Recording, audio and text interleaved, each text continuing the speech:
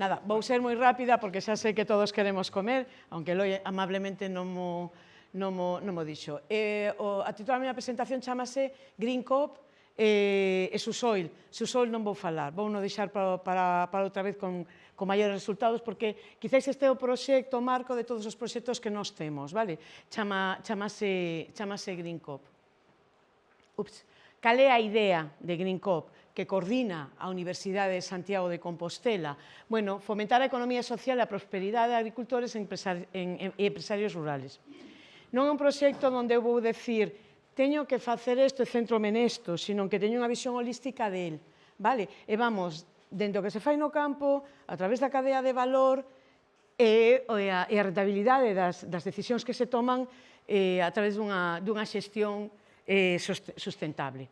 Definimos 17 laboratorios vivos. Os laboratorios vivos temos 15 na Unión Europea, 2 en China. China está moi interesada nos temas, traballando tamén con Inogando, co que xa traballamos, pedimos un proxecto ademais con eles, pero tamén participan aqueles.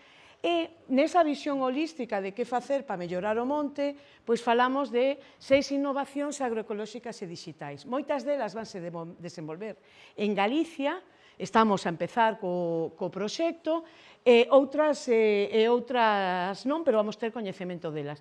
E van a ser demostradores, que a idea é ir a visitalas, espero tamén coa Sociedade Galega de Pastos e Forraxes, para ver un pouco como evoluciona. Ben, na Unión Europea, eu ademais creo que tamén o fai moi ben a Sociedade Galega de Pastos e Forraxes, falase de que os investigadores non debemos dar clases ou explicar o que hai que facer. Hai que escoitar as necesidades do sector e traballar con eles, co-creando. Temos enfoques centrados nos agricultores e gandeiros, cunha co-creación. É dicir, o feedback que a mí me aporta un gandeiro é enorme para poder axudar co coñecementos que se ten na universidade. Múltiples partes interesadas. Eu podo ter a mellor idea do mundo, pero se non teño un ambiente de negocio que depende da educación, do servicio de extensión agraria, das financiacións que me pode dar a Xunta, etc., pois non vai furrular. E falamos, por lo tanto, de innovación aberta. En que se centra o proxecto? Nun problema que destacou agora Javier moi importante, o abandono de territorio. A media do 80% dos agricultores en Europa ten máis de 55 anos, ou sea, ia haber un renovo xeracional enorme. A causa fundamental é a movida ao éxodo rural, a baixa inclusión social, o escaso reemplazo xeracional, o envellecemento da poboación e a ausencia de modelos de negocio que funcionen de verdade. Entón, que de que vai este proxecto? Este proxecto vai do desenvolvemento e testaxe de novos modelos de negocios para mellorar o que é o aumento de negocio, incrementando a produción de servicios ecosistémicos, biodiversidade, protección de augas, o clima, secuestro de carbono, etc. Adoptando unha serie de solucións ou innovacións agroecolóxicas e digitais. O proxecto está financiado con casi 6 millóns de euros, somos 20 socios e 10 países na Unión Europea e en China. Cales son esas solucións? Traballando con sistemas enerxéticos, traballamos coa fertilización en saúde do solo, a xestión sostible de malas ervas, por todo o tema asociado aos herbicidas, o acceso a plataformas digitais que conectan mercados rurais e urbanos, eficiencia na rega e aforro de auga e acceso a mercados e tecnoloxías de valor engadido. Total, que as propostas, entre outras, podían ser que nas que vai participar a Universidade de Santiago de Compostela son estas: nas liñas eléctricas, saúde do solo, xestión de adventicias, reducción de emprego de herbicidas, conexións do territorio cos vallados virtuales e tamén cos GPS e, finalmente, a cadea de valor que vincula todo isto que facemos no territorio coa sostenibilidade, é dicir, a rentabilidade económica do gandeiro. En canto ao tema de liñas eléctricas, simplemente comentarvos que sempre traballamos con gandeiros, e con agricultores. Deixanos as súas fincas e nós facemos probas. A partir desas probas facemos moitísimos estudios do solo, do chan, do secuestro de carbono, etc. Aquí queremos probar a comparativa, o que decides vos sempre. O que pasa é que cando tes que legislar, tes que decir, se eu meto gando, a biomasa é de 2 toneladas, se non meto gando, chego a 80. Esos valores son os que dá a investigación, pero é algo que todo o mundo sabe. Vaise comparar cercado con animais, en este caso va a ser cabra galega, no monte de Friol, coñecerédelo, vámoslo comprobar sin pastoreo e cercado e desbrozado mecánicamente, para ver un pouco como afecta. Saúde do solo. Bueno, a saúde do solo vamos a intentar mellorar esa fertilidade. Estamos vendo que, bueno, en Chandrexa da Queixa, xusto estamos empezando un proxecto agora, gustoume moita charla de Xavier, para ver se me para explicar isto. Claro, cando tes un solo tan degradado, que en algún caso, e os estudios que me dan a min, é que en 15 anos arderon ao mesmo sitio 5 veces, o sea, unha media 3 veces, o sea, cada 3 anos hai un incendio. Quero decir, que foi, bueno, quedeme cos números loca, vale. Entón, o problema é iso que degrada moitísimo o solo. Como podemos mellorar o solo? Pois empregando materia orgánica por riba. Que materia orgánica podemos empregar? Pois o que facían os nosos antepasados, que chamaban troleiras, e hoxe modernamente chamase biochar, ou podemos aplicar compost. O compost e o biochar melloran o ambiente do solo, pero non da fertilidade. E para elo, a idea é misturalos con purís, do que temos moitísimo, e que son unha boa fonte de nitróxeno, como todos sabedes. Que cousiñas facemos, por decir algún? Bueno, estamos avaliando a capacidade de retención de auga dos biochares comerciales, vemos que algúns teñen máis capacidade de retención de auga que outros. Aquí vemos, por exemplo, o pH do biochar, algúns están en torno a 8, fantástico para Galicia, que estamos en 4 e pico, con mala sorte, pero hai algún que é de 10. Entón, en base aos resultados desos compostos orgánicos, decidimos en cada situación se engadir un ou outro. Traballamos con outras empresas, como pode ser Greenalia, que é a principal empresa galega de produción de enerxía eléctrica en base a residuos forestais.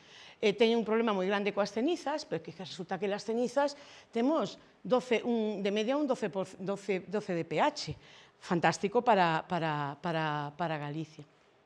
E avaliamos como diferentes mezclas de cinza e biochar, biochar ou compost, con distintos puríns de porco, de galiña e de vaca, afecta a produción, bueno, o contido de materia orgánica do solo, a nitróxeno, pero a produción. Non é o mesmo usar unha que outra. Fixadevos, isto é produción de raigras, aquí temos como 6 toneladas, esta mezcla vai moito mellor que esta.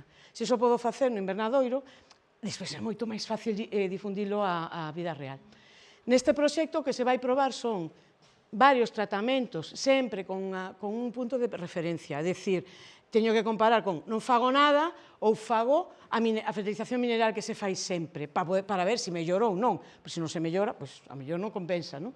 Pero se comparan diferentes dosis de biochar e de compost misturadas co purín. Outro exemplo é a de agroecoloxía. Traballamos, bueno, isto con outra empresa que se chama Bosques Naturais, onde o que teñen é nogueiras e probamos diferentes tipos de cultivos para poder metelas. Como vedes, é mecanizable, vale?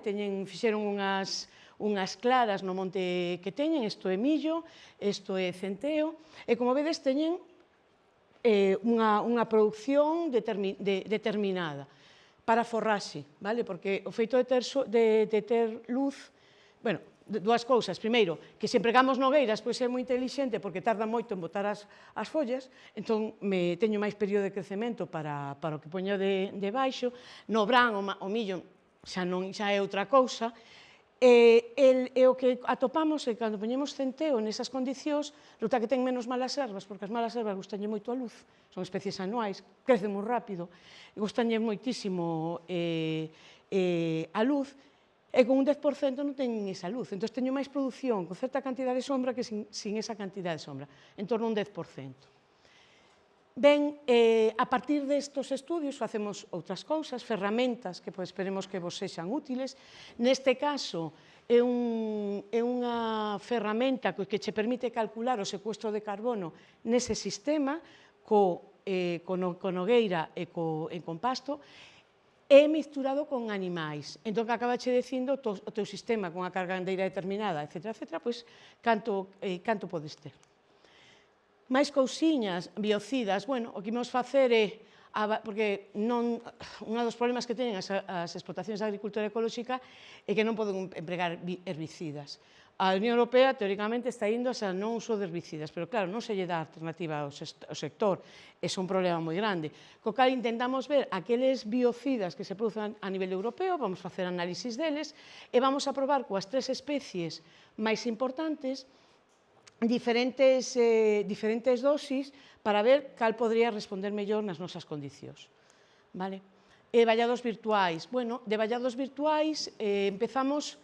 Neste traballo empezamos por facer unha caracterización de 13 especies arbustivas, as máis importantes a nivel de Galicia, tedes as xestas, as uces, os fentos, o toxo, a silva e a carpaza, e o que puxemos foi unha descripción botánica para o coñecemento, unha distribución, a súa ecoloxía, como se comporta ante un fogo controlado e directrices de xestión. Está disponible online. Pero necesitamos saber, un dos problemas que hai nestes amplos territorios, estou totalmente de acordo que o vallado virtual non pode reemplazar o que é o vallado perimetral, simplemente porque non teñen collares os lobos, pero sí que pode axudar a evitar o sobrepastoreo nun lado e o infrapastoreo no outro. Para nós, o emprego de cal é esencial, porque o solo galego ten moita fertilidade, aínda que non medre nada, como se soe dicir, non creza, esa fertilidade está, digamos, como oculta. Cando lle metes cal, esa fertilidade faise visible. E temos experimentos, temos aí un vídeo precioso dunha zona que fixemos fai o ano pasado en Pozo, en Navia de Suarna, é espectacular, con medio tonelada de cal, como aumenta a produción sen botar fertilizantes tapa como para cortar pasilo. E fixemos simplemente o lavareo que fixemos foi un pase de grada. Entón, vamos a probar canto bon é o facer un vallado electrificado, no que ti faz un vallado, pero no que non podes controlar onde moves os teus animais. É un vallado electrificado, pero dentro cun vallado virtual. De tal xeito que, se eu teño unha sobrepastoreo aquí, obrigo os animais a moverseme para aquí. E ver un pouco como afecta eso ao control da biomasa. Sempre dos controis, sin queima e sin pastoreo. Despois, os collares GPS parecenme importantísimos para toda esta zona que temos en Galicia de montes veciñais en Mancomún. Estamos recollendo datos e procesando datos, e o que nos dan esos datos son mapas de calor. É dicir, onde de xeito máis abundante están os animais. Eso se solapa cos pases e voos de dron, de tal xeito que eu podo identificar en distintos momentos do ano aquí que vexetación tiña, ou aquí que vexetación tiña, ou aquí que vexetación... E podo estudiar cal é o comportamento animal. Moitas das plantas do monte, antes de florecer, son incluso tóxicas, teñen un alto contido en taninos. Necesitamos saber como se comporta. Fanse estudios deste tipo, onde estas pés indican patróns de comportamento en diferentes momentos do ano, debido precisamente a como cambia. Comentarvos que hai unha plataforma de coñecemento que se chama do Grupo Agroforecol, tes aí a página web, está visitada por máis de 170.000 persoas en todo o mundo, está en castelán, en inglés, en italiano, e aí vamos engadindo todas as experiencias de gandeiros que nos van contando, un formato moi sinxelo, moi fácil del, e pode ser inspirador para moitos de vós. E xa para rematar, todas estas opcións que imos a probar a partir de agora van integrarse nunha plataforma de tal xeito que un gandeiro poda pinchar nunha explotación e ver que é o que ten que facer, ou poñer os datos da súa explotación e ver que ten que facer. Temos dúas cousas aquí. Temos a planificación do territorio, debe de facer de dous xeitos. O primeiro xeito é a longo prazo e o segundo xeito é a curto prazo. Esta sería a planificación estratégica a longo prazo. Baséase no coñecemento do produto que eu quero producir, isto chamase Canvas. as asociacións que teño que ter, e actividades clave e os recursos que preciso para obter este produto, a relación canales e clientes cos que eu quero tratar, ahora mesmo estáse fomentar moitísimo as cadeas de valor corta, e aquí a estrutura de custos e ingresos do propio gandeiro. De tal xeito que se podes metedes vos os propios datos, danse recomendacións de como podedes mellorar. Isto está disponible na página web do Proxecto Agroforestí Foreo. E aquí temos soamente 3 casos de Galicia, un deles é un sistema silvopastoral en sistemas de pasto e bosque, outros son a mistura, un sistema pastoral na que ten unha rotación, neste caso, de pataca e trigo, e aquí temos un sistema na que se combina o pasto con gando e con ave, é a de Isabel, vale, coñecedela a todos. Deronnos un montón de datos, que é o que nos precisamos, de tal xeito que vos se pinchades aí ou metedes os vosos datos, vos vades poder xogar si eu quero ter máis biodiversidade, si teño menos biodiversidade, si teño máis carbono, si teño menos carbono. E incluso as institucións públicas poden xogar con el para ver que subvención teñen que dar ou non. Neste momento estamos a ver como se pode implementar coa Xunta de Galicia, que está intentando elaborar o primeiro mercado de carbono a nivel nacional, pero que sexa creíble. Estamos traballando con eles nestos, estas herramientas poden axudar. E non quería contar nada máis porque senón Eloi mátame.